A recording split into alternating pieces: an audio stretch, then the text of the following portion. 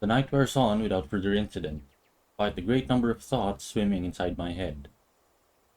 Come morning, there's only a hush, a strange sort of stillness unlike the ones greeting me every morn. This one's uneasy, tight with anticipation, like a string stretched thin, merely waiting for the proper time to snap. Granted, it doesn't make my day any less pleasant, but the edge is there. And as expected, the second I step out of my flat, it comes apart, broken by the voices of two squabbling adults echoing from a floor below. The quiet was nice while it lasted. Shame.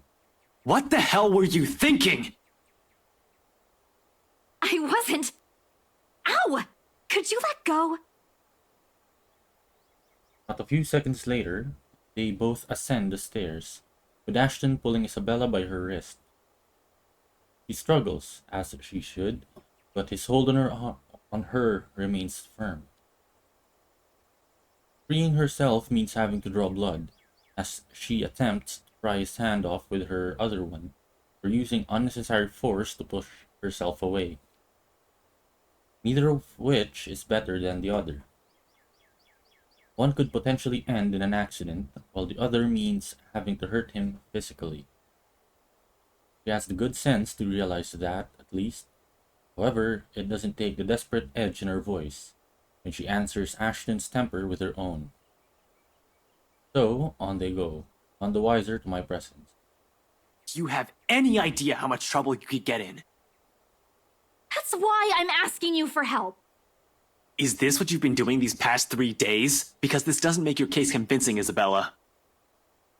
Rose died, Ash. I know. Every single person in Luxford knows. It's on the damn news. But that doesn't mean... People are missing. Some of those are my friends.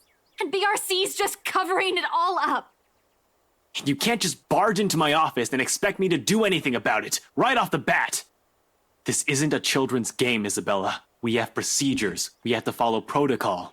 There's red tape all over this case for a reason.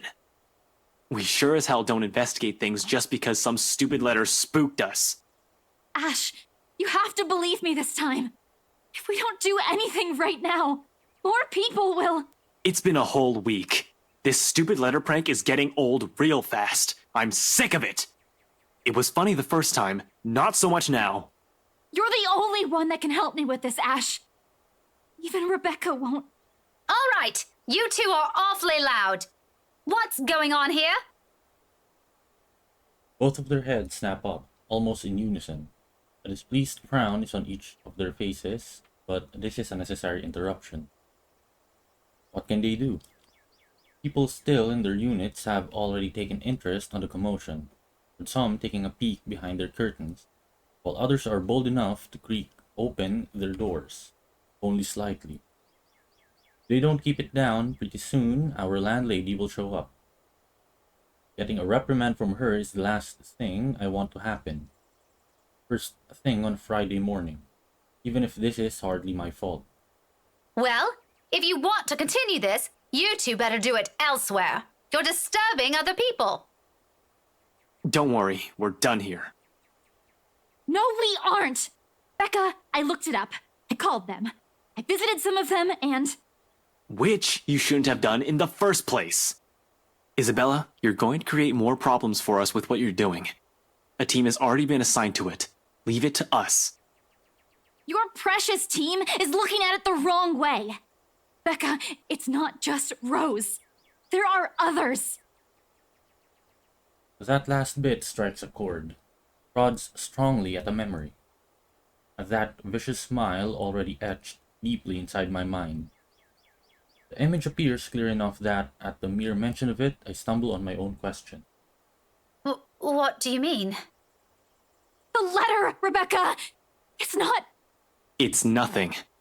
If there's really something going on because of that dumb letter, none of us would be standing here.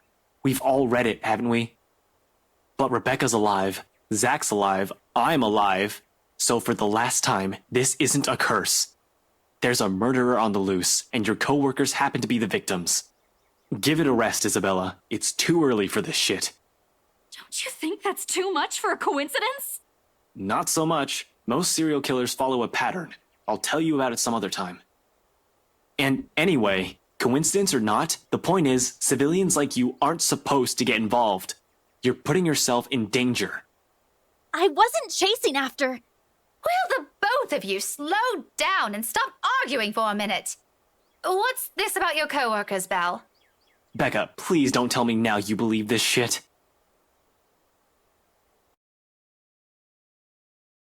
Sure, in a heartbeat, I'll agree with Ashton. That's how it was. It has always been, besides having a very good point. Really, they're the very same ones he'll make every time I ask too many questions. The fact of the matter is, what he wants to hear from me right now is far from what I've been seeing, sensing, these past few days. It doesn't matter what Isabella or I believe on our own. Something odd has been happening around me, and that letter she picked up is at the heart of this. But, however I respond to the question in their faces, only one of them will be pleased with it. Hey. So, of course,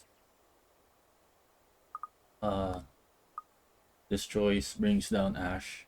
I'm sorry, this choice brings down Isabella, this choice. For sure. So, let's do that. Ashton, in particular, won't be too happy to hear it. Imagining the look on his face doesn't take too much effort. The entire posture shifts the moment my reluctance shows.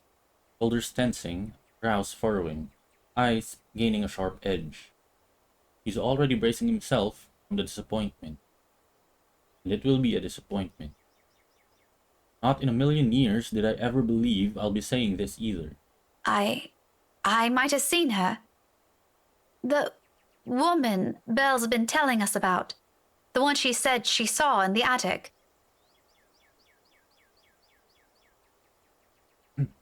Both of them stare at me like I've grown an extra head.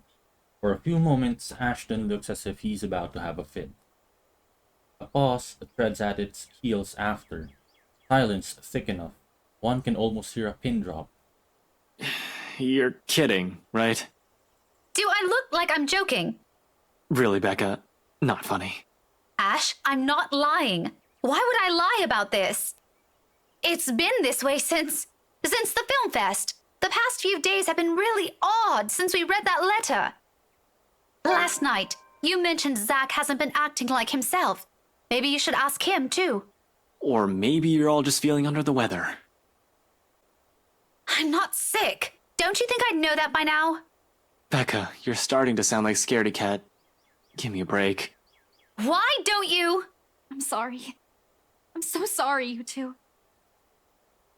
Isabella's voice cuts sharply through the conversation, abruptly putting an end to the brewing argument. It's all my fault. This is all my fault. I was only hoping I could fix this before any of you. I'm sorry for dragging you all into this. She breathes in, deep, steadying, and in that moment, something falls behind her eyes as she looks away. I'll fix this. I promise. Quiet resolve. Same one I saw in her that night from 3 days ago. But this time, it burns brighter. Even Ashton wavers at its sight when she looks him straight in the eyes, gaze unflinching. Gradually, his grip on her wrist loosens. Belle, there's nothing to fix. The problem is... Just this once, Ash. Her voice, though small and lacking any force, stops him. Along with it, every sound, every noise dies around us. A hush descending as if the world is waiting for her words. You don't have to come with me. But if I don't do anything, I am going to regret it. She lays a hand atop his. Gentle, pleading, almost intimate. One does not consider the circumstances we've found ourselves in. Please. Ashton will never tell a soul, will never admit it even to himself, but it is in that short second that his own resolve breaks. The moment the hard edge in his eye softens and he relinquishes his hold on her, letting his hand fall limply to his side. Wordlessly, Isabella steps back and runs off, leaving only a muttered thanks and a small, lackluster smile. Only after the last of her footsteps fade away does Ashton move, breaking the silence with one of his sharp exhales before reaching up to pinch the bridge of his nose, in a gesture of frustration and surrender. Did you really have to tell her that? What do you want to hear from me then? That everything's fine? No, I want all of you to stop putting these ideas in her head. None of it is helping. Never mind. Don't worry about her. I'll bring her back here. He's already poised to leave when my own instinct takes over. I reach for him, gripping his elbow with the same unyielding grip, the action prompted by voices whispering at the back of my mind. He's already made it clear he's not going to believe me, but he deserves a word of caution. Who knows where all of this will take us? How all of this will end?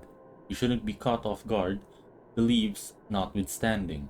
Ash, I know you don't believe in those things she's saying. And you know me. I'm less inclined to believe in those things as you do. But I've seen something. There's something strange going on here. You don't have to buy it. If you don't want to listen to me, fine. But please, try to hear her out. It's bad enough that Isabella goes off like this without telling anyone. I'm just worried something might happen to her if she keeps at it. Talk to her, okay? As if she trusts me enough for that. Doesn't the fact that she approached you first about this, instead of me, already say a lot? A different kind of trust, granted implicitly and never spoken, sometimes too big, too fragile to last. He falls silent for a long moment as he turns it over in his mind. In the end, all he manages to offer is a small nod before he departs. Promise to, at least, listen to her, without the teasing or the jibes. Favor for me and the least he could do for her. This is as much as I can do for him as well, until I've understood what's happening myself.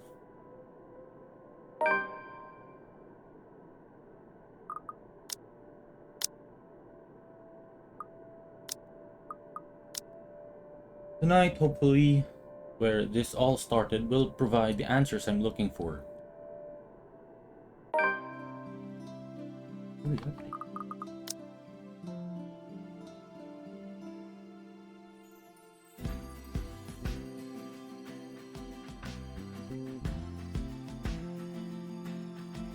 The bottom route was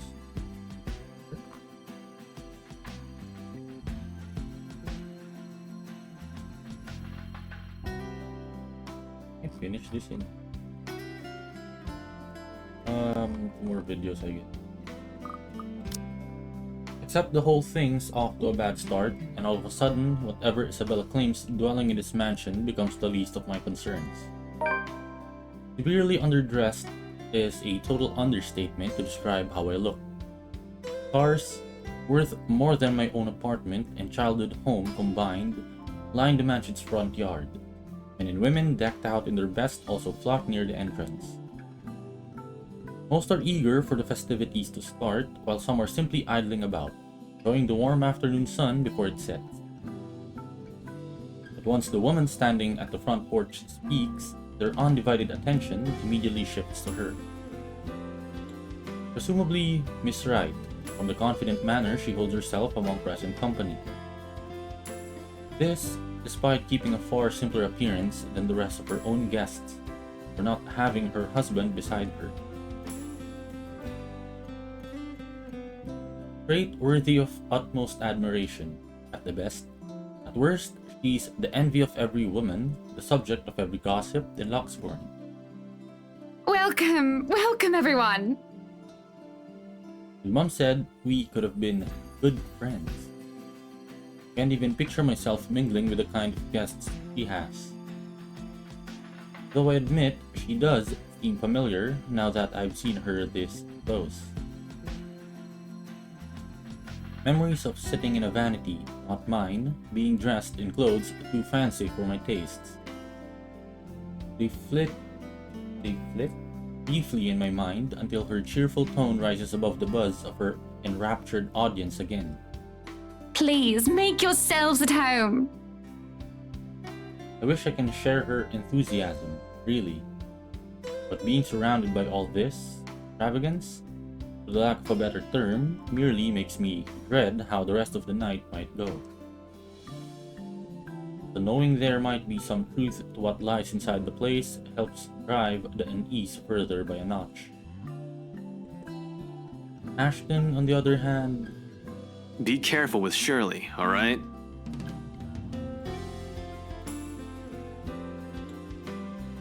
for someone who abhors gatherings like this, he already seems right at home.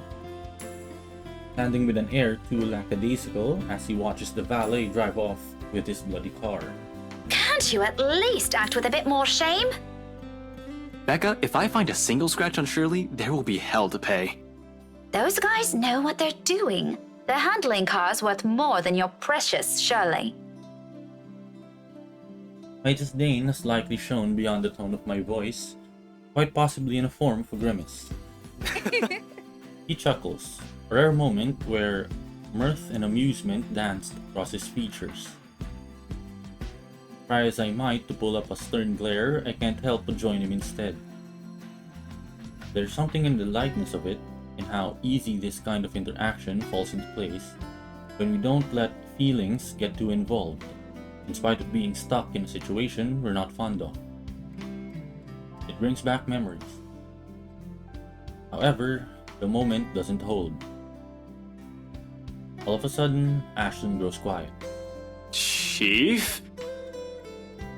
An odd expression flashes momentarily across his face, though he blinks it away, before I can figure out what it is exactly. Ashton, what's... Sorry, Becca, I just saw someone I need to catch up with. Longtime friend. It doesn't help that he isn't even making an effort to spare a glance my way when he answers. Instead, they're focused at some point in the crowd. His gaze darting between people walking past us until a small frown forms in his face. Oh, wait, Ash, what about... This won't be long. Be careful while I'm gone, okay? I meet the smile he hastily throws my way with a frown of my own. What does he mean by that? But before I can ask already, he has turned his back from me and is walking away, without a single explanation whatsoever.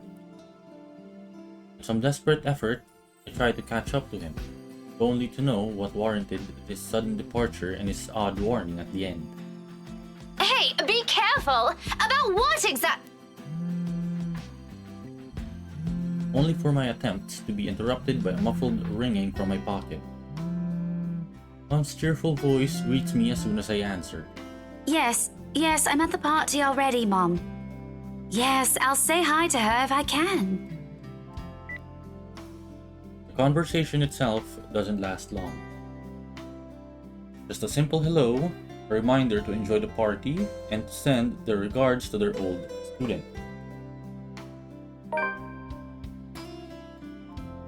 But when the call ends and I get to look up, Ashton's already heading inside.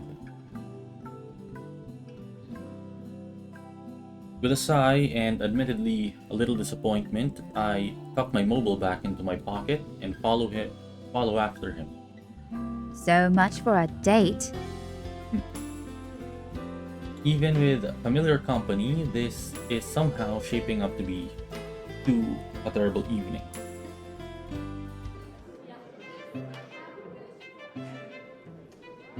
Party hits full swing an hour later.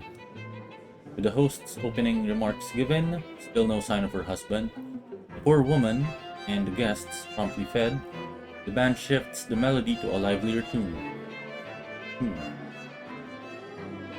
Soon, laughter and the rhythmic tapping of shoes fill the room, all in accordance to the lifting strains of music. It seems fun, I admit. Fascinating at certain moments, the flurry of dancers making the music their own, almost with no care in the world. If I weren't so indisposed, I'd have joined the crowd for a song or two.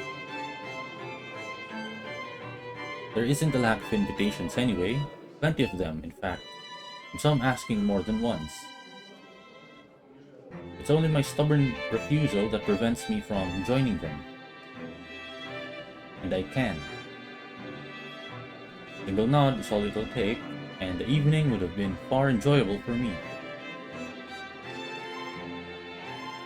The pride in my own silly hope, the thought of being seen with one of them by him, curbs that, as much as I hate to admit it. It's a hard truth to swallow, especially when the very person at the center of it makes denial difficult.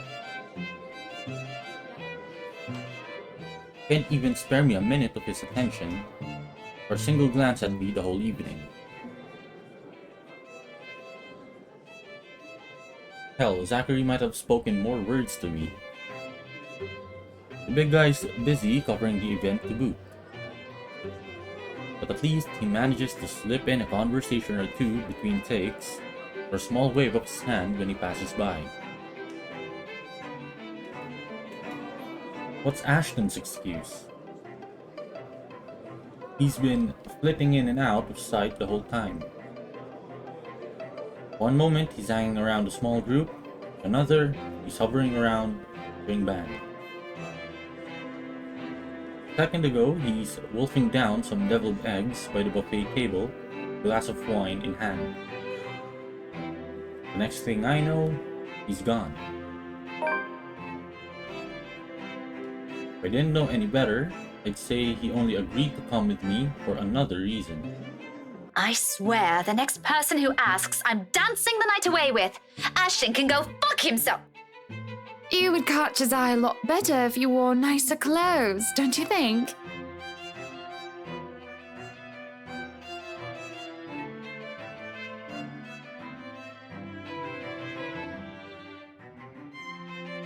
Her voice almost makes me jump, too focused on the gobshite wandering around the ballroom and my own annoyance to notice. If she's heard any of the profanities I've mumbled, or she's taken notice of my discomfiture, she makes no comment on it, merely greeting me with a smile when I turn my attention to her. Miss Hannah Wright gives off a whole different air when she's not speaking to an audience. Homely, a bit too friendly for my liking. But I guess that comes from being raised in such an environment, having to deal with pompous, moody people. Though I suppose nothing has really changed from years ago. I remember carrying herself in the same manner during that one and only visit. Does she remember any of it?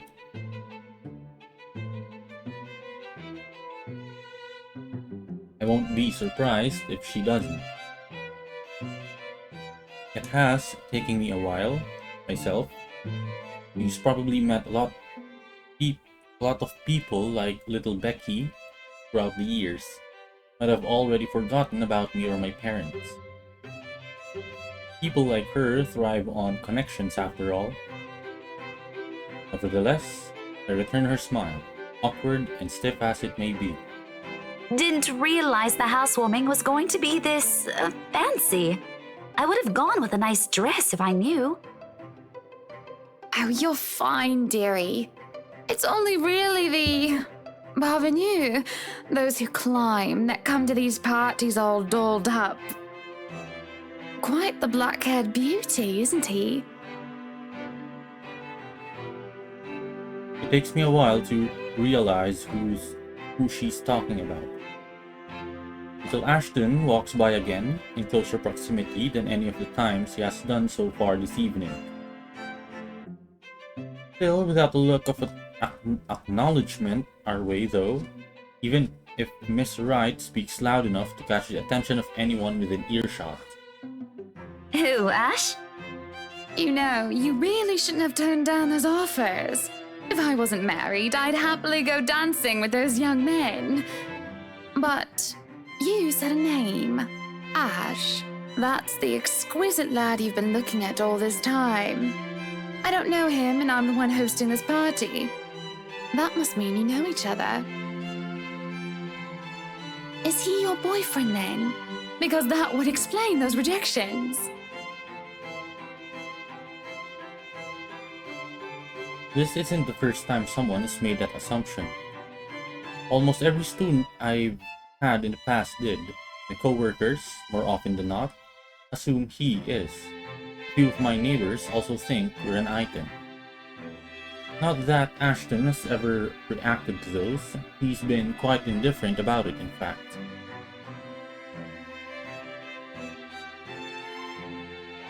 Still, the heat of a blush creeps up my cheeks. Denial ready, despite wanting it to happen so badly myself. What? No, that's ridiculous. He isn't my boyfriend. Such a violent reaction. A simple no would have sufficed. Many here would be happy to hear it. And I haven't been looking at him. I do my best to summon a straight face, but before her good cheer, it easily falters. That's right. You've been staring. Quite heatedly, in fact. Although I'm not sure if you look like you want to kiss him or kill him. It's more the latter currently. Just don't go murdering him on my property. I don't want to walk into a room and suddenly find a body there. It's infectious, in a way. No sooner I find myself enjoying our chat more than I've imagined myself to. Although her attention briefly wavers at one point, she remains a good companion. Even more once I've mentioned who my parents are. Her face quickly lights up and fondness graces her face, despite the meeting from several years ago being a short one. But of course, there are some things we really can't avoid talking about. After all, it's one of the few things I remember her asking me, the moment she spotted little Becky in the room. Do you have a boyfriend? In retrospect, it's an odd thing to talk about as children when there are loads we could have started with. Yes, oh, I remember you! You were the cutest little thing with glasses! And when we met, you were having boy troubles with this lad called something with an A. I believe I still have the clothes he gave me, chosen all so I could impress him. And even back then, Ashton's always been denser than a rock, and that one attempt to get him to notice backfired spectacularly. Sure, he's keen, he's a detective, for heaven's sake, but feelings, more often than not, escapes him. What was it again? Aaron, Alan, Adele, Albert, Alexander, Andrew? Which makes this whole talk all the more embarrassing. And the more names she lists off, the more my discomfort grows, till my smile turns into a grimace. What will she think of me? Here she is, married to a man she most probably loves at that, while I'm still stuck in the same place, yearning for the same person. Ashton! Ash! That man is that boy! The same one. Oh, goodness me, after all these years! I can see why, though. He's quite dashing. You don't really need to announce it to everyone within earshot, you know? Keep it down. I'm so sorry, but it really is cute. She says that, but for a short moment, a hint of pity flickers in her eyes. I take that as a chance to change the subject before anything more can be said over the matter. I haven't even sorted these things out for myself. So, this is a nice party, Miss Wright. Though, to be frank, I doubt she'll be so willing to pass this up. The topic has already captured her attention. Please, Anna is fine. We're friends of a sort, aren't we? We must be friends, seeing as I know about your little infatuation, Becky. Don't you worry, dearie. You'll have your happy ending yet. I'm not too concerned about that, am I? That's not what I'm looking for. Oh? And what makes you think that? Doesn't everybody want their happy ending? The idea of happy endings sounds like they're just for fairy tales.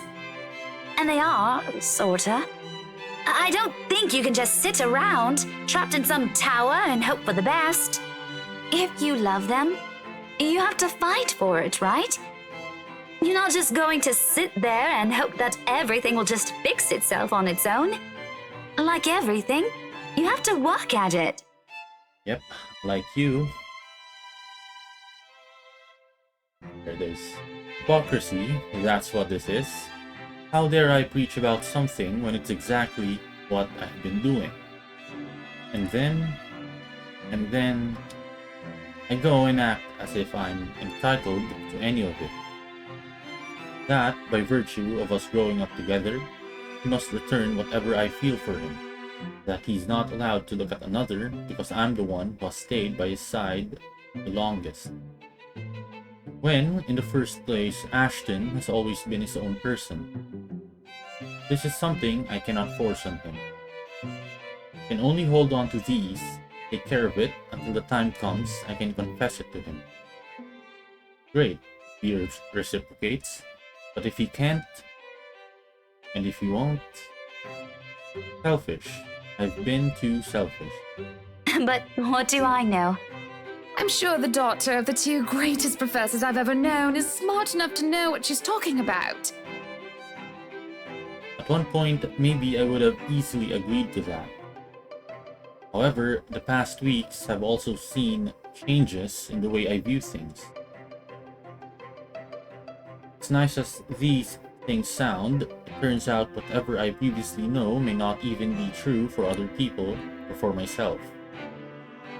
It is sobering and almost funny how things I might have said with much certainty before now has doubts muddying each of them.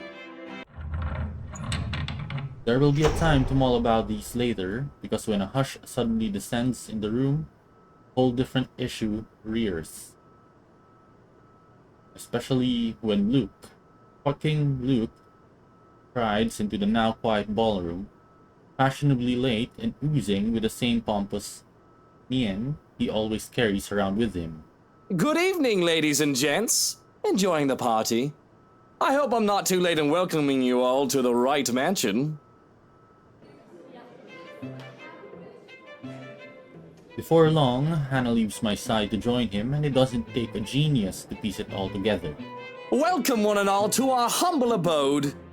Tonight, if you have yet to find yourself in your roles, you are all ladies and lords of the court of your king and queen, if you would excuse my presumptuousness. So, enjoy the feast that has been laid out for your senses as we only allowed the best to be served. Enjoy the rest of your night, everyone! His attitude, the manner he carries himself around people, his unfamiliarity with that part of the city, a fucking course. I should have known. Although I'm partly at fault here. Tabloids and the gossip columns have never been really my thing. I should have also expected that wherever Luke fucking Wright is, some sort of drama will sure follow.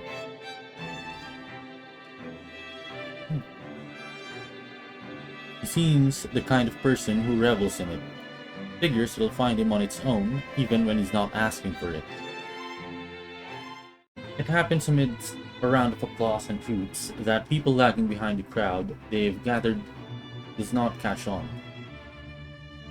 Until the cheers turn into several scandalized gasps. I am pregnant with your little bastard. You promised me you'll take responsibility. God damn it, Luke. I finally got you to talk to me after months of silence, and you do this to me. What do you mean you're pregnant with? Luke, is this true? Lies and slander, woman! Security! Johans, take her out of here before she makes an even bigger fool of herself! No, you do not do this to me. I was so ready to leave my stupid oaf of a husband. I told you to leave that damn wife of yours. Look at her. Does she look like she wants a baby? Does she look like she could take care of a baby? The commotion doesn't go further, despite the drunk woman appearing like she has plenty more venom to spill.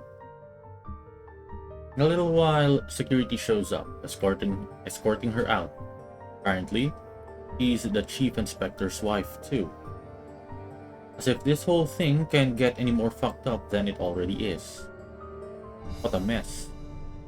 But the damage has been done, and beyond the repercussions this will bring, I'm more worried about Hannah.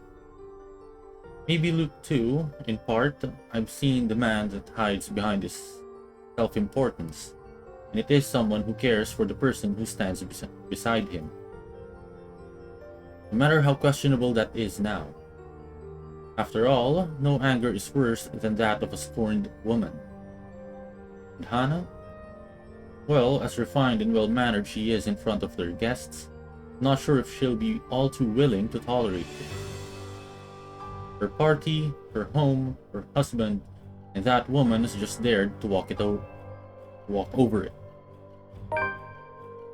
Yet, when I glance at her, there's only defeat, a weary slump on her shoulders, and a certain depth to her breathing. Like the fight has already been drained out of her long ago. I don't know since when this has been going on. I don't know either of them well to judge it for myself. I'm simply an outsider who happens to have some kind of connection with both of them. With the air of a person who wishes for respite, it's all too easy to see it in her, as she quietly watches the commotion carry on around her. In a moment, before I can think it through, I'm pulling her to the side and waving Zachary over to us. Becca, this is a real oh, hey, Miss Wright. Hello, Zachary. I told you to call me Hannah. Did I not? Yeah, you did. Admittedly, this air of familiarity between them catches me off guard. I won't put it past Hannah. Her standing in society compels her to keep appearances. The be nice to everyone sort of thing. While Zachary's growing client base sometimes calls for rubbing elbows with the rich and famous. Although, from the way it appears, this one seems to go beyond maintaining a facade or work. I wonder how this friendship came to be. I'd ask, but we're starting to attract some curious eyes. Most of them are probably searching for more gossip. Something to add fuel to the fire. Thankfully, there's no need to explain it to Zachary. He's aware of the situation all too well. So, this is what you called me for? We gonna get Hannah out of here? That'd be great.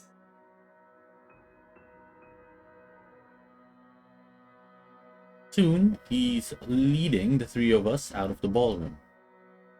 Anyone who dares speak or approach on our way out is shut down with a sharp glare. In a few steps, we're out, away from the commotion and the suffocating tension. I don't stay long with them though. Even if I want to, Ashton's still somewhere in that crowd. I've got to go back for him, at least. No matter how much the idea of that alone sends an unpleasant twinge in my stomach.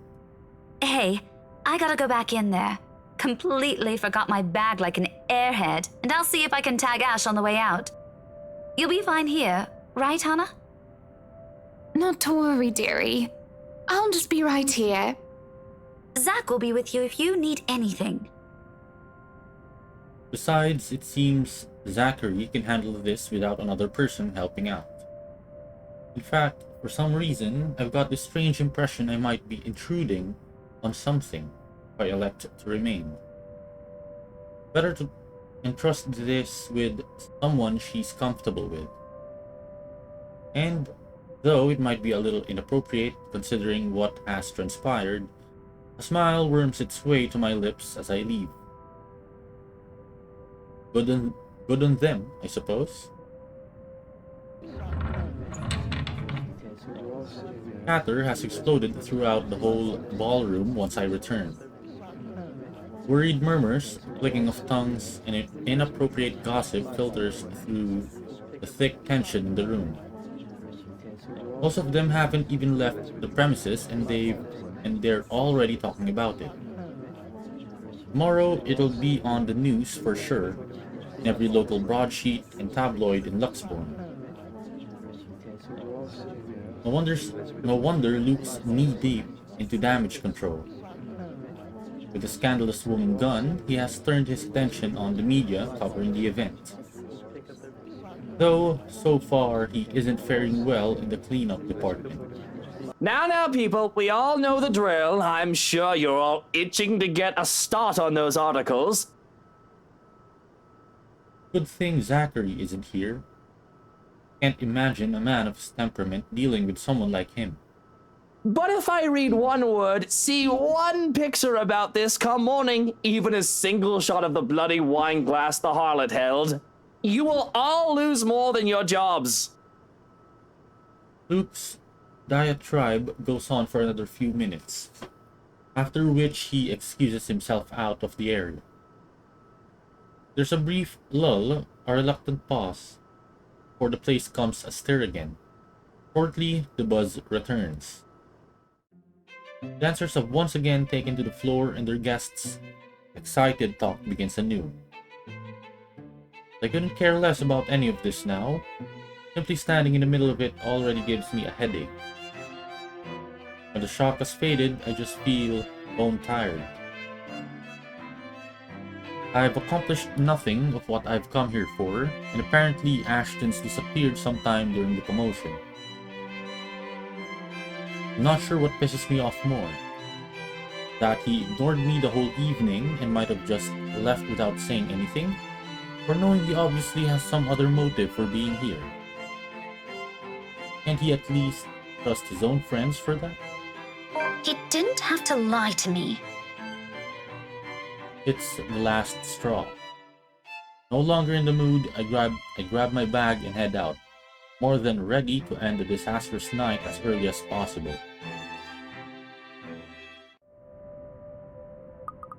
So we go the bottom route.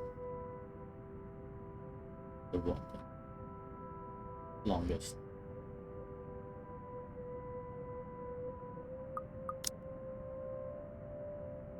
As it turns out, the night isn't done with me yet. Because no sooner has the porter closed the door behind me, I find myself standing alone in the foyer with one Luke Wright. No sign of Hannah or Zachary.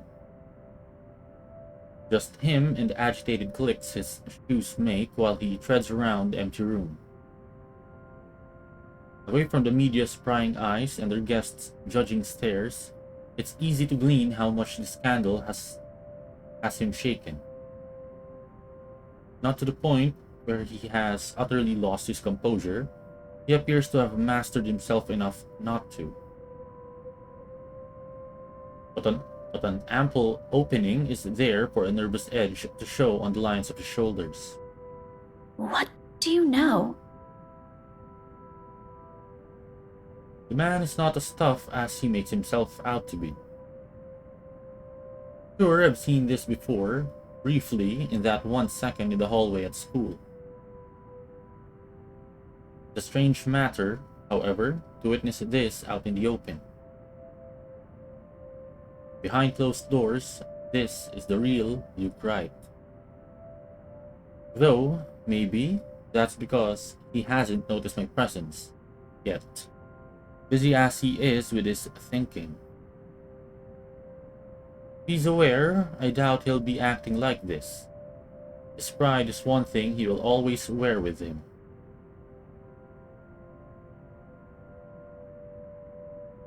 Even now, when I place a gentle hand on his shoulders, and he whirls around to face me. There's a second-long moment of anger flashing across his features, before it dissolves into confusion.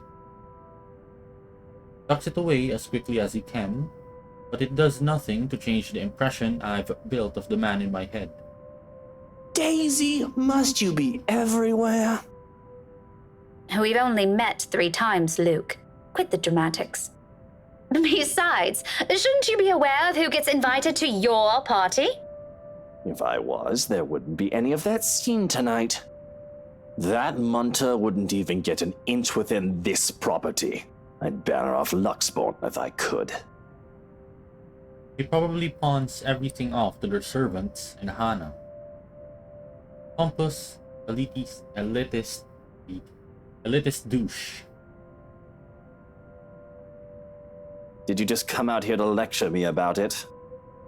Because, Daisy, I can already feel one coming tomorrow. I don't need to hear one from you tonight.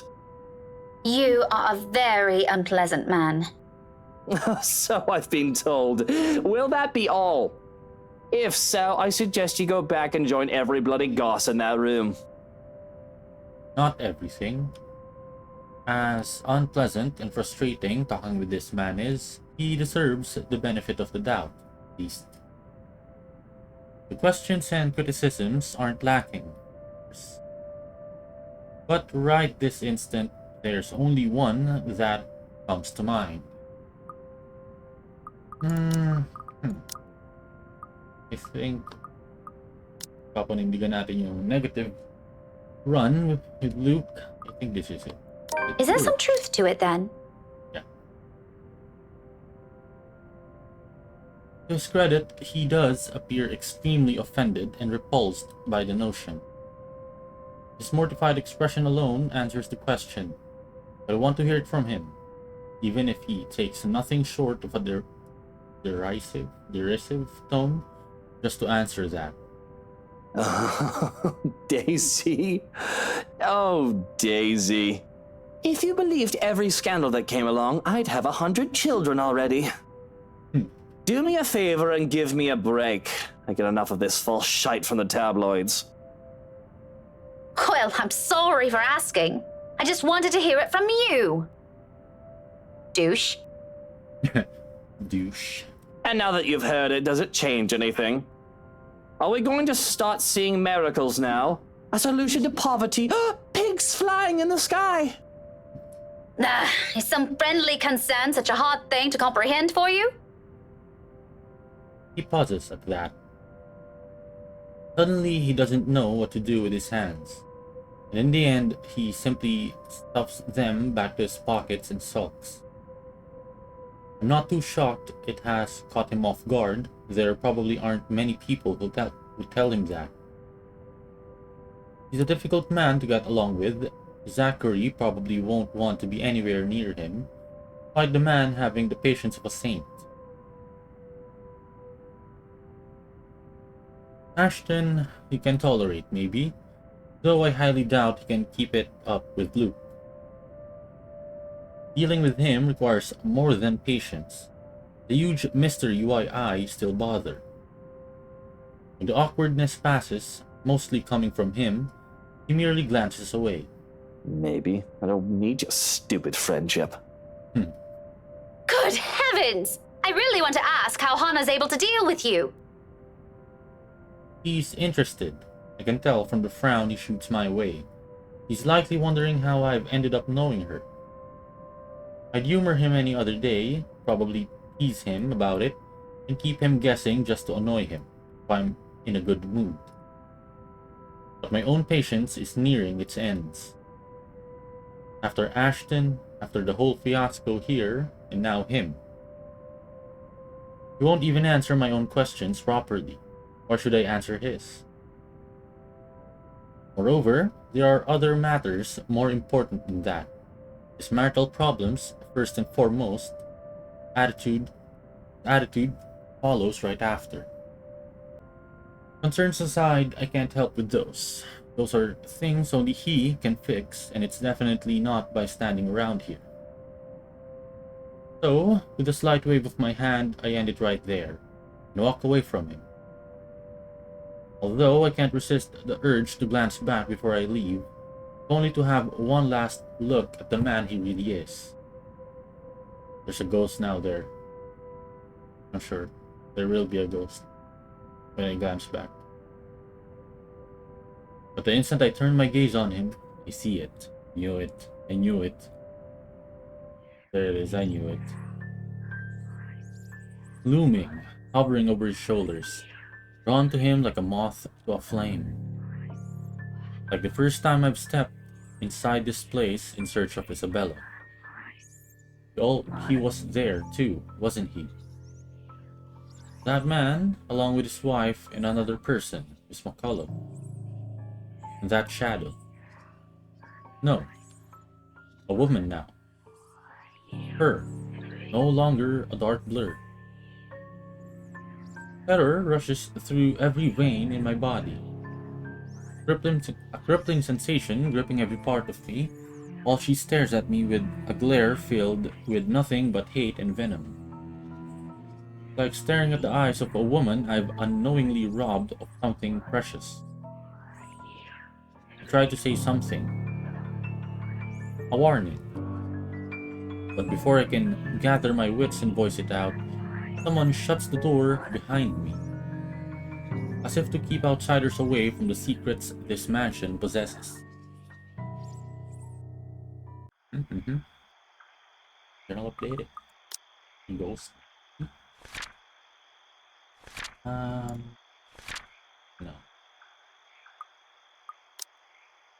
The brush of fresh air against my cheeks does little to dampen the chill in my bones. By now, the sensation, the fear, and disquiet it leaves whenever I see her is familiar enough for me. Already it has made a home in my nerves. I don't even notice the trembling hands until I cross my arms across my chest. Cold from the tips of my fingers seeps through the thick material of my shirt. Neither of it helps bring together some semblance of coherent thought in my head. But I know I should. Someone has to tell that douche. I start walking back before fear can cripple me again. Not wise. Returning, that is. Especially after what happened. But Hannah's still an old friend, and Luke doesn't deserve whatever misfortune that letter might bring. I can't just leave those two in there. Isabella's right. He's real, and there's something she wants from everyone who has read that. Becca, where'd you go off to? If we're done here, let's go. Oh, it's Ash. My mistake, like his voice cuts through the crisp night air, is that I've allowed my annoyance get the better of me. Fuming, purpose forgotten, I whirl around and march towards him. A lot of story updates that happen. Where are we now?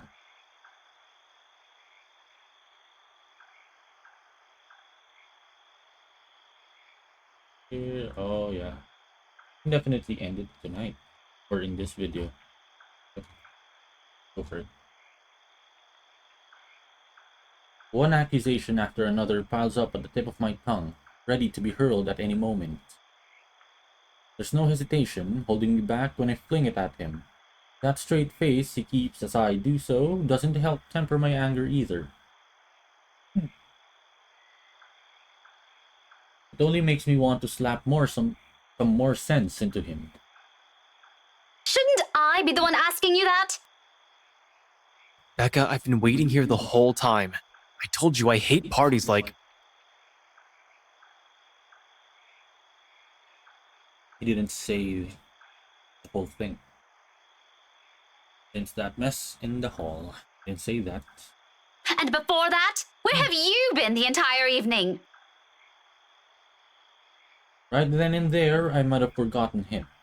If he's shown some ounce of remorse for leaving me like that.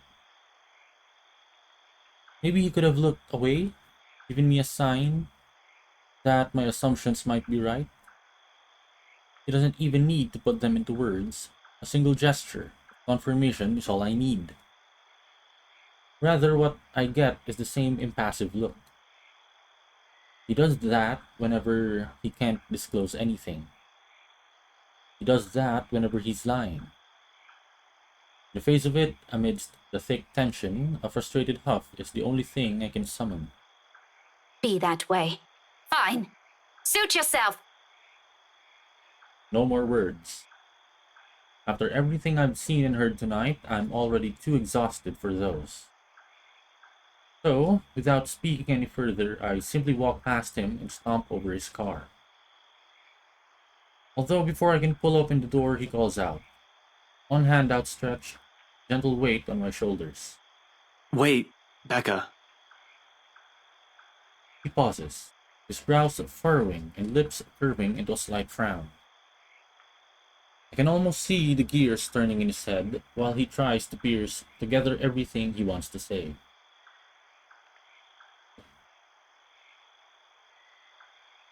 Before, perhaps, I might have waited patiently for those. Not a man fond of using words to express himself. More often than not, any gesture of honesty will only come out blunt and coarse when forced. But today, for one reason or another, I simply can't summon that forbearance. Ashton, if you're just going to waste my time again, Becca, listen. I don't know how else. that much is obvious. Why don't you just take the whole bloody night? Go on, I can wait until next year. Better yet, why don't you just keep it all to yourself like you always do? It's not like... Rebecca, will you hear me out first? The silence I can offer him, but whether I'll believe what he's about to say is still up for debate. A very long debate. I honestly don't know how else to put this. I'm aware your parents have some kind of history with Hana Wright, and somehow you're friends with her. But you should stay away from these people for now, especially the husband. Who? Luke? His expression deepens to a scowl at my mention of the name. But whatever opinion he has, he doesn't immediately voice. Still, something about it has greatly displeased him, evident in the stiff note his tone assumes. Yeah, he's bad news. It's my turn to frown this time. What does he mean by that? I think this goes up. Care to explain your reasons? Yep.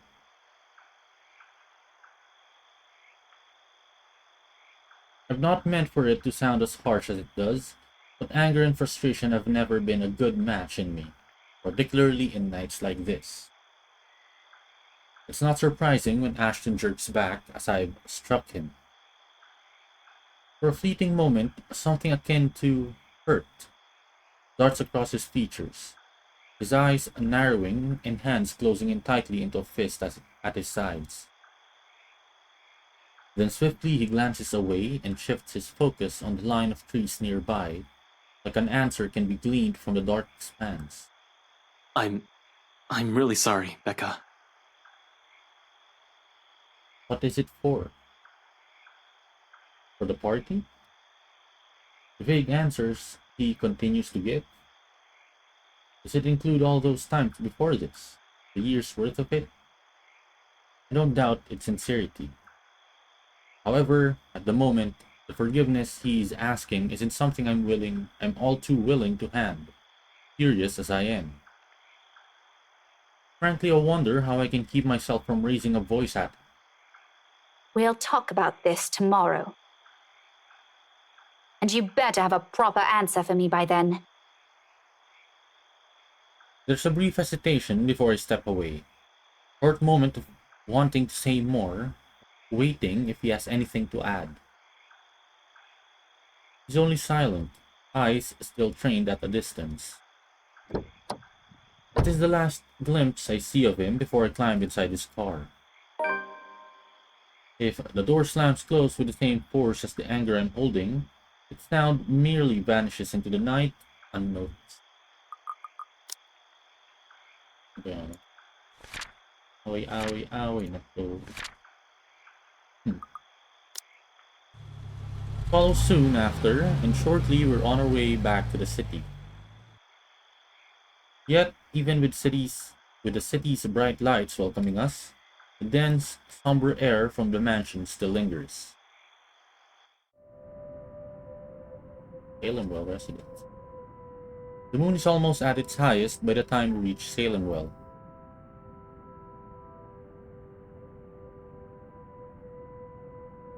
Even after our respective heads have cooled off, the atmosphere within the car remains rife with unspoken tension. This isn't a problem so easily fixed with a few handshakes. Quite frankly, I don't know what will. Ashton himself has no idea what to do when he alights and dawdles awkwardly in the middle of the car park, unsure.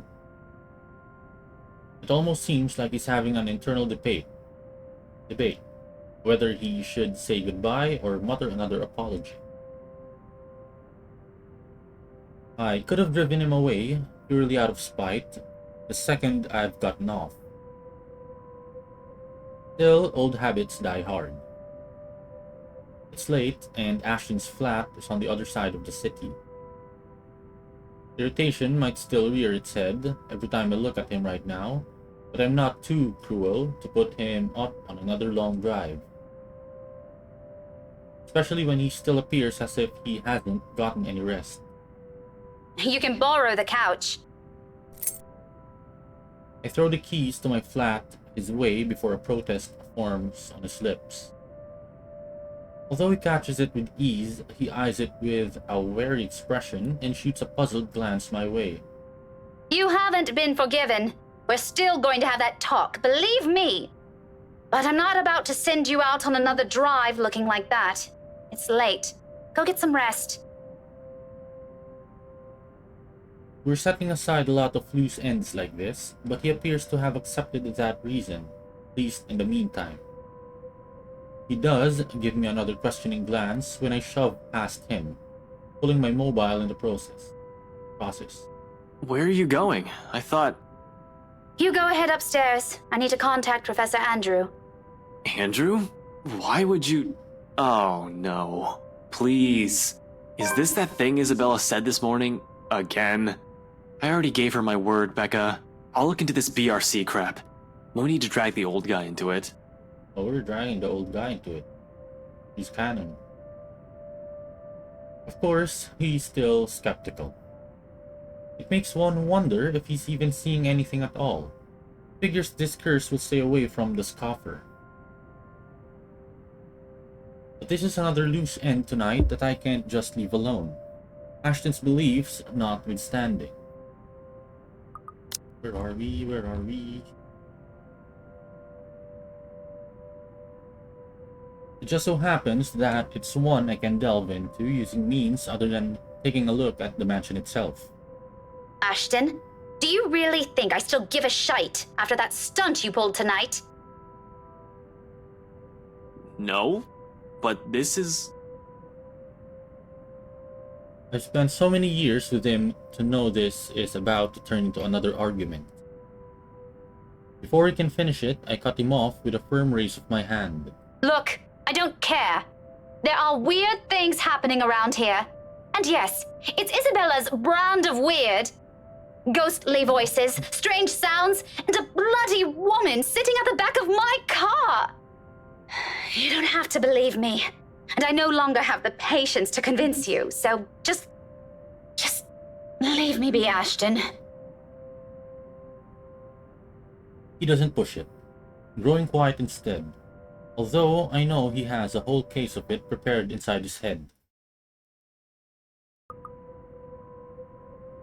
But there's a reluctant shift in his movement when he steps away from our conversation.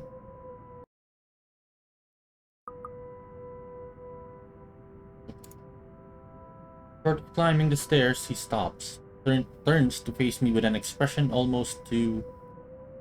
conflicted? Are you really sure? What? That there was something? That you've been, seeing things? Yes, I'm very, very certain. Now go. And you better not break anything in there. The last time I let you stay over, it was that statuette Belle gave me. You haven't even replaced that one. Last of my reprimand goes unheard and unanswered as he disappears behind the stairs. If things aren't as strained, he might have a quip or two about that, followed by a light banter. Instead, for a long moment, I am left staring after him.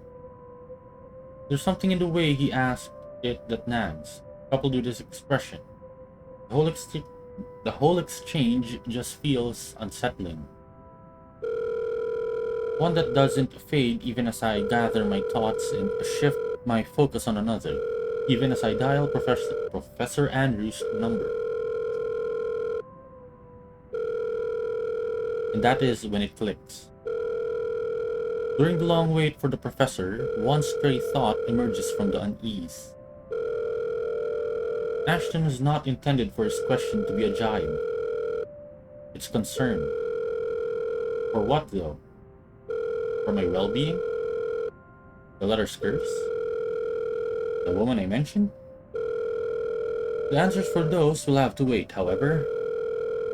Finally, the call connects, and Professor Andrews' voice echoes from the receiver. Professor Andrew? Rebecca? It's late. What can I do for you? I know, I'm sorry, but this is a bit urgent. After all, this is a more pressing matter. Our lives might be at stake, and we're still in the dark.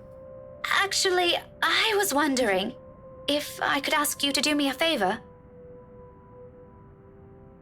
What? What, it just skips? Okay. Professor Andrew Clark has agreed to meet with me 2 days later in front of Luxbourne's public library. He has other commitments, but being a longtime family friend has its perks. I have my parents' connections to thank for that. Where are we though? Sorry. Of course, I'm not the sort to impose on him often, but the situation is... well, it's not entirely bad, although it does require calling in a few favors from friends like him. Without his signature, I won't be able to gain access to the library's restricted section. If I want to get more in-depth information on the Ermengarde mansion, that is. Not simply what they choose to show to the general public. As much as I hate to admit it, there's always something people censor, and whatever it is, I won't ever find it in the general section. It has to be what they're keeping here, beyond the public eye. The thought of that alone makes me antsy. Thankfully, I don't have to brood over it. The wait for the professor doesn't last long. He never did enjoy making people wait. Likewise, he dislikes people who are tardy.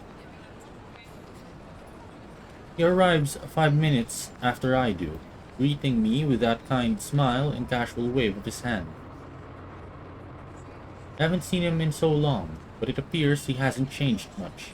His familiar presence alone is enough for a fond smile to spread across my face. Professor Andrew. Rebecca, didn't I say long ago you can drop the professor? You know I can't possibly do that. Even if I can, it feels disrespectful to call you by your name alone. Both you and Ashton never listen to this old man. Kids these days. All right, but just for today, since you're doing me a huge favor, Andrew. That is indeed awkward. Calling by his first name. Yeah. I guess you simply can't have it all, even at this old age. But pleasantries aren't what we're here for, yes? You mentioned you needed a permit.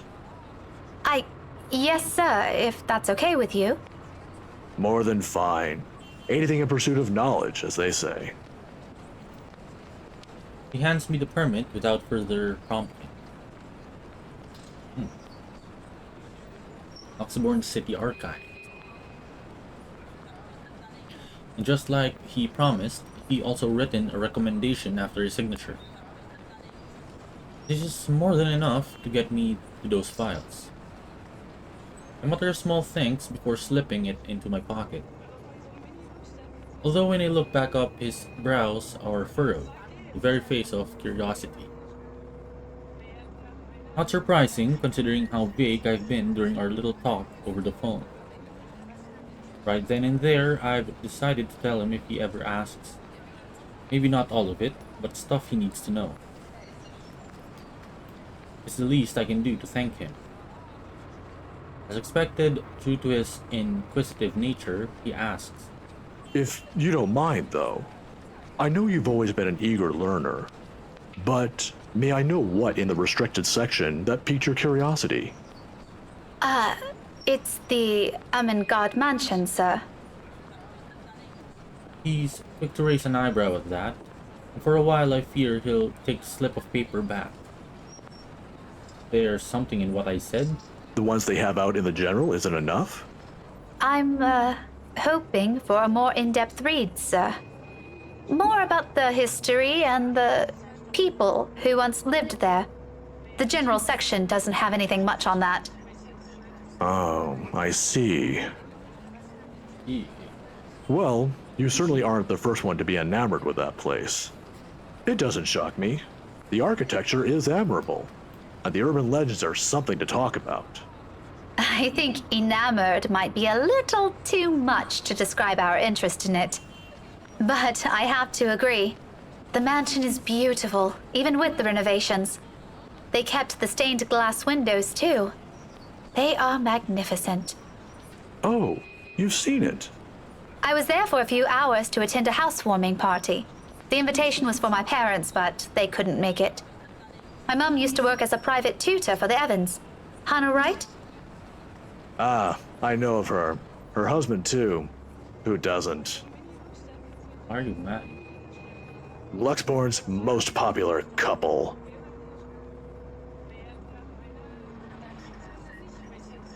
Something falls behind his eyes.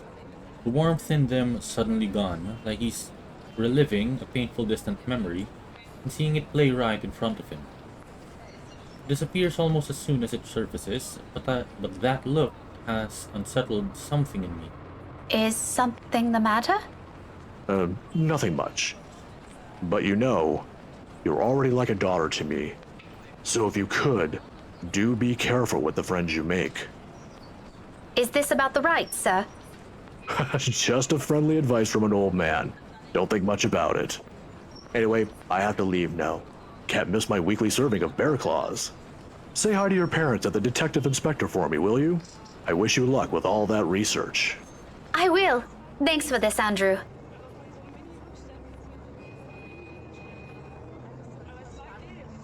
Andrew gives my shoulder a light squeeze, the gesture a younger me has always appreciated. Quickly crosses the street after. I watch him until he disappears behind the door to a cafe, until the doubt swimming inside my head finds a moment to rest. Whatever his business is with the rights isn't anything I should concern myself about. Somehow, in the grand scheme of things now, all of it feels oddly irrelevant. The how, though, I've yet to find out. And I'm hoping the library will give me the answers I want this time. On a gloomy Sunday morning, the library is especially empty. Second floor, in particular, I've always considered this place to be a sanctuary, a respite away from the hubbub of the city. As a child, I grew up reading books here, spending hours here to no end, poring over the pages, living out fantasies in my head until my parents called me home.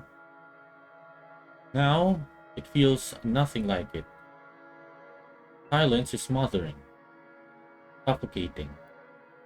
Even with how clean they've kept the microfiche room, how the entire small of it lacks a speck of dust or clutter, breathing is a struggle for air.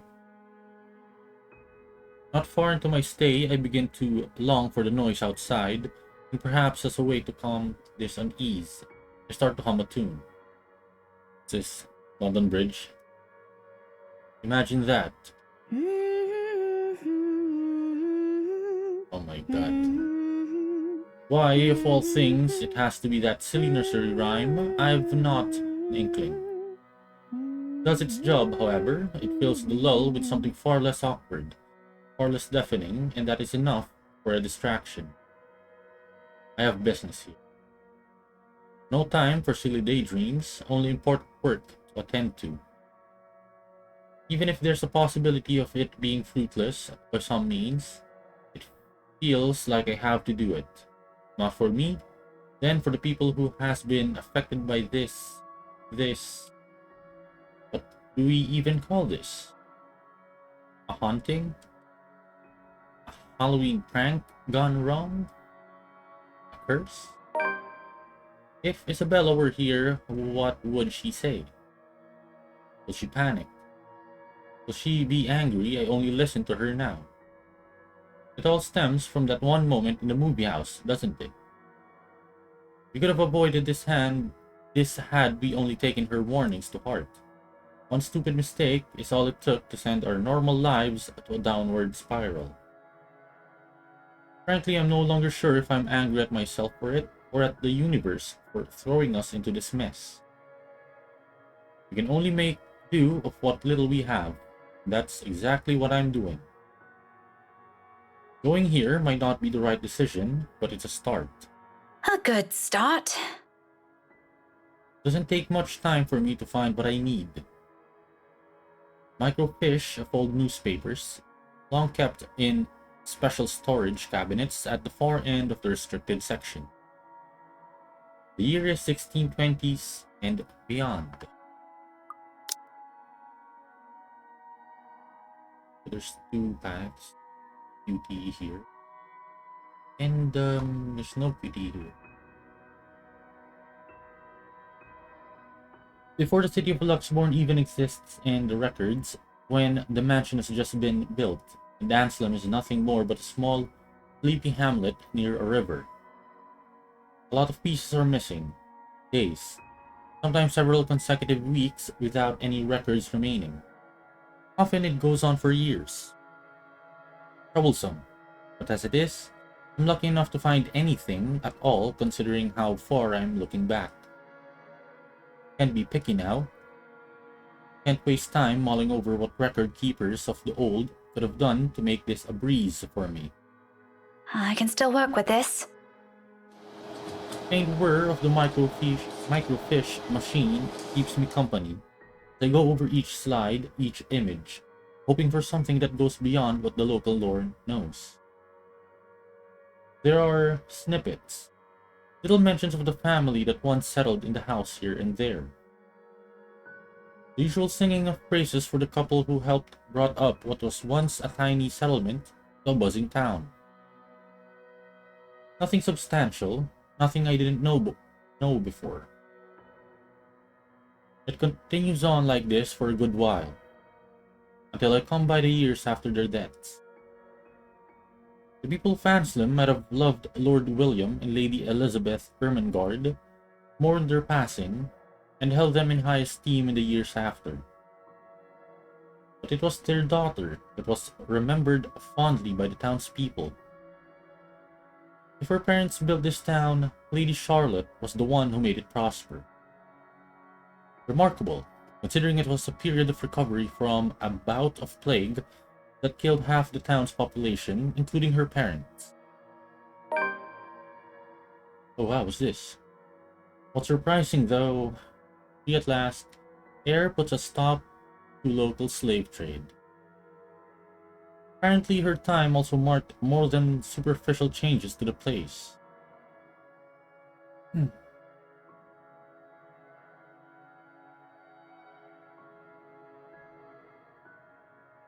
Moved things, changed laws, altered old customs and traditions. If they were done in a woman's whimsy, it doesn't say, but she seems capable enough for more than that. The gist of it is, the town she rebuilt, it's what eventually grew to become Luxborn City, while the nearby Anselm village remained as it was, a relic of the old. Frown swiftly forms on my face. So, why is there a need to hide this?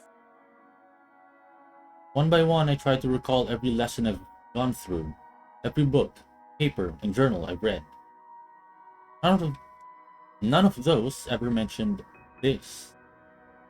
But always the lord and the lady of the house, their endearing child, always an afterthought to those anecdotes.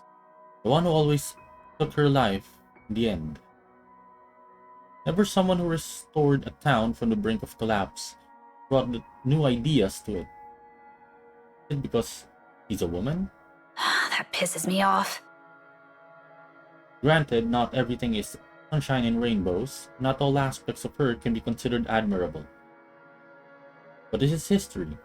Some parts are bound to naturally delve into unpleasant territory, whether I like it or not. Luxborn witch burns. Witch hunts, for example, became common near the end of her life, which would have been completely unremarkable and might have gone to become a mere footnote in history if it didn't involve Lady Charlotte and the very slave she saved. It caused quite a stir, enough to leave almost a week's worth of clippings. The girl was eventually burned, condemned by an entire town. At the word of Lady Charlotte alone. But this doesn't really have anything to do with this curse, does it? Unless that woman following us and this slave are the same person. Tale of revenge. How cliché. However, with the lack of accurate photographs, it's impossible to tell. Maybe if I squint, the illustration would start resembling her? But in my field, it doesn't work that way. It shouldn't work that way. I'll be laughing stock to the community. This isn't going anywhere. It will soon, I'm sure. Mentally exhausted, I take a careful step away from the screen, pressing a palm to my tired eyes. The lack of ample light in this area doesn't help. Headache already threatens to form at the back of my head, yet I'm nowhere near figuring things out. This is simply too much to take in all at once. I should have asked for someone's help. You should. Now, I'm at a dead end. Start gathering everything around me and placing them back in their respective envelopes for storage. The motion's no longer new after volunteering here a number of times. I didn't make much mess anyway, considering the lack of materials available to begin with. I'll have to look somewhere else. The where remains unknown though. But just as I'm about to slip the last of the slides in, something catches my attention. My hand pauses. Microfish halfway through its protective sleeve. This is one of the few I've set aside without taking a careful look at. Seems like a gossip column at first glance. Upon closer look, I slide it back to the reader, gently turning the dials in search of the page. It takes some time, but once the image becomes clear, they must have had this drawing commissioned for this announcement. Ermengarde Air announces Ithroto. I don't doubt it. The details are far more intricate, their likeness likely closer to how they might have appeared at the time. They're both recognizable this way, closer to those paintings I've seen in the mansion. However, it's the man standing beside her, Edward Godfrey, according to the article, that caught my attention previously. What? Oh wow. A family member. What the fuck? Her first cousin and eventually her fiancé. Maybe it's the posture, the manner in which he holds himself. Or maybe it's the shape of his eyes, though I can't be too certain about that until I've gotten a better reference. Nevertheless, there is a resemblance. He looks eerily like...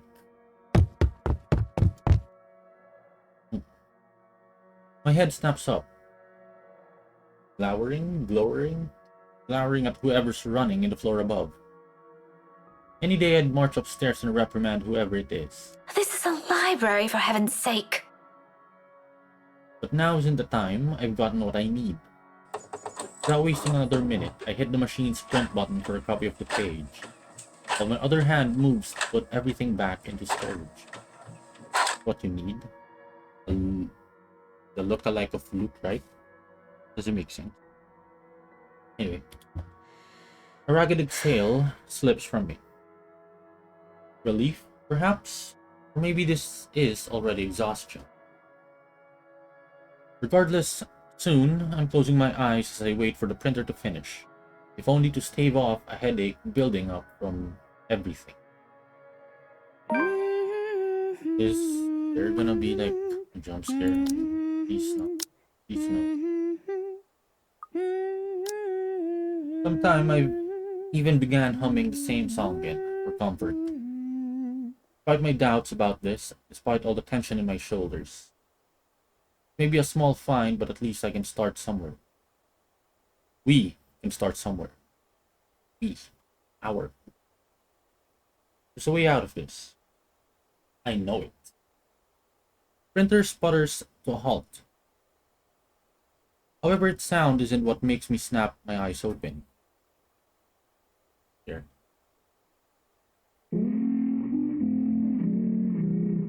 But that's very creepy, man. Healing. Chilly brush of air behind my back. We're in hell. Brief enough for something sickening to suddenly lodge itself in my throat, while I take in my surroundings. It's that suffocating sensation again. Creeping to every part of me, crawling under my skin, draining me little by little of any strength. From that day in the mansion, that brief moment at the school, without delay, I grab the papers and make a quick beeline for the door. Oh, he's here. My whole body freezes. What are you doing, Miss Pink? Oh my god. The voice of Kylie. Oh wait. I hold my breath, not daring to make any noise. Where are we? Did we go up? For a little while, only the sound of papers crumpling under my grasp fills the room. Excitement from earlier gone instantly, replaced by a cold, steeping dread spreading throughout my limbs. But more than the fear is the anger. It pains me to hear her using my own student's voice against me, and more than once I believed it was really her. She has no right. Why don't you play with me? Although she hasn't made a move, if there isn't a wall behind me, I'll probably take a step back. Anything to put a distance between us, no matter how small, as long as I'm out of her reach. But I steel myself, because if I do fall back, turn away from her, I'll be left with no way out. I'm not lying here. You think you scam me? Miss Pink, don't be so rude. I'm waiting. I'm not afraid of you, you spook! You speak? This is one Scotswoman. You aren't getting into an early grave without a fight! Early grave. Come at me! Please don't do that. Expected she'll lunge, prove to me what a monster she is. Instead, all she gives me is a smile, twisted and gnarled. It's as if I'm scrawled to a stop at sight of it. Split second decision. And before I know it, my body shifts. Eyes closing in anticipation, hand grabbing whatever solid enough on the nearby table and hurling it at her. I don't bother looking if whatever I threw hit its mark. I think it did. I run, fast as my legs can carry me. Despite my heart threatening to burst out of my chest. But in this maze of bookshelves, with the whole place almost void of people, is there even a place safe enough I can escape to? Okay, so...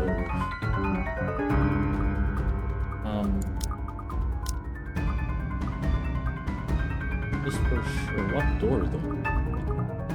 Did the exit? Did the exit we're safe? Upstairs? I don't think we're safe upstairs. It's always a bad idea to go up when you're being hunted. Always go for the exit of the building. Anyway, head for the door. Top her out, and we have QT. So I think we survived. There's a QT, we survived. Anyway, If there's one, it is out of this room, out of this place, as far as anyone can get from her, far away as anyone can get from her. Yeah, out of this room, out of this room. That's right. I can think about the rest of what I can do after I'm outside. And there are people I can ask for help. Logical thing to do, that's right. And she's not chasing after me like this. There's no hesitation in my steps as I race for the restricted section's door, head downstairs and barrel straight for the library's exit. Towards safety, in a desperate bid for my life, library rules be damned. I can no longer hear her behind me, but I'm not taking any chances. The breath almost escapes me as I near the door. A little more, and out of nowhere, a library cart careens from blind corner and slams to my sides. My back hits the floor with a hard thud, the impact completely knocking the breath out of me. A copper tang of blood gradually spreads over my tongue as I fight to get my bearings back. I force myself to move, even with the excruciating pain coursing through my limbs. The exit's almost there, only I can. But there's no moment's respite. The next thing I know, there's heavy weight atop me and whole digits slide around my neck, tight like a vice, oppressing, closing in, leaving me gasping for air. Through my blurred vision, I can only make out the hateful gleam, spite in her eyes as she looms over my body and her grip on my throat grows tighter. Desperation kicks in. What button are we mashing now? So, if this is a button mashing QT, I'm sorry for the viewers, but you will once again hear me like smash my keyboard as I panic to win the QT. So, yeah, prepare your ears, prepare yourselves for button mashing, if it will be heard, and I think it will. Anyway. My nails dig into her wrists as I struggle against her firm grip, trying to pry her fingers away. Let go! Let me go! Oh my god, keep the slider within the green bar. Okay? Yo.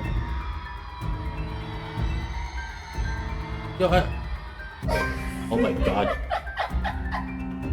So it wasn't the button smashing. I expected the button smashing. And it wasn't, and I don't know what to do. And I lost the QP, and I'm gonna die.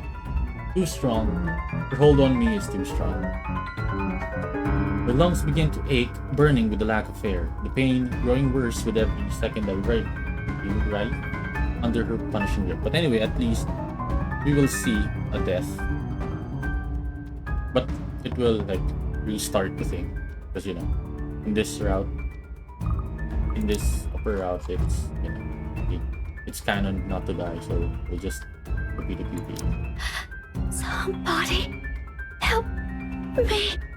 Darkness starts to fill the edges of my vision, and soon the world fades. Game over. Okay, that's nothing. Goodness. Okay. Keep slider within the green bar by moving the mouse in the arrow's direction.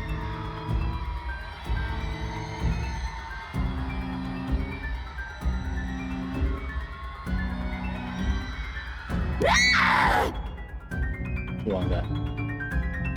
I don't think twice. My limbs are moving on their own before what I did could fully register in my brain, and my lungs could recover.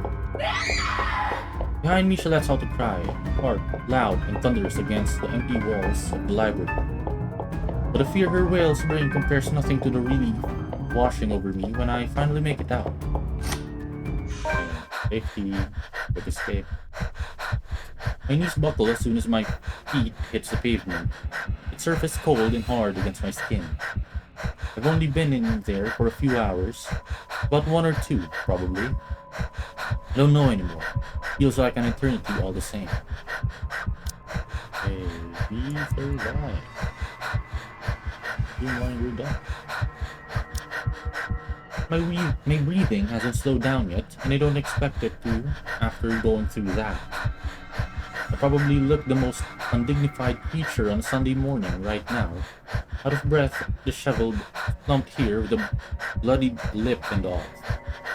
But at present, I simply can't bring myself to care, even when a few passers-by start giving me strange looks. On ground over there. Anyway, stare at me all you want. I don't give a single shite. I'm alive. I'm safe. This isn't the end yet, but I'm safe. And inside my bag is something that could get us out of this mess. Nothing definite yet. I don't want to get my hopes up, but it's still something. If Isabella's here, I'm sure she'll feel the same. She'll even be the first one who will put her faith on it. Wherever this will lead us to is a victory on its own. Now, all that's left is to find the others, the rest of us trapped in this bloody nightmare. Right on cue, as if an answer to my previous thought, my mobile phone lets out a beep. Pick it up, simply hoping it'll be one of them. Only it's a voicemail that greets me. From Ashton. There's a pang of disappointment, of course, but it brings some reassurance that nothing's happened to at least one of them. Hey, Becca, call me back when you're free. We need to talk. ASAP. He ends it right there. The message less than a minute long, short, and gives nothing away. I let it ease my worries, regardless, and do as he asks. Because this, too, is another triumph for us. One less thing to worry about.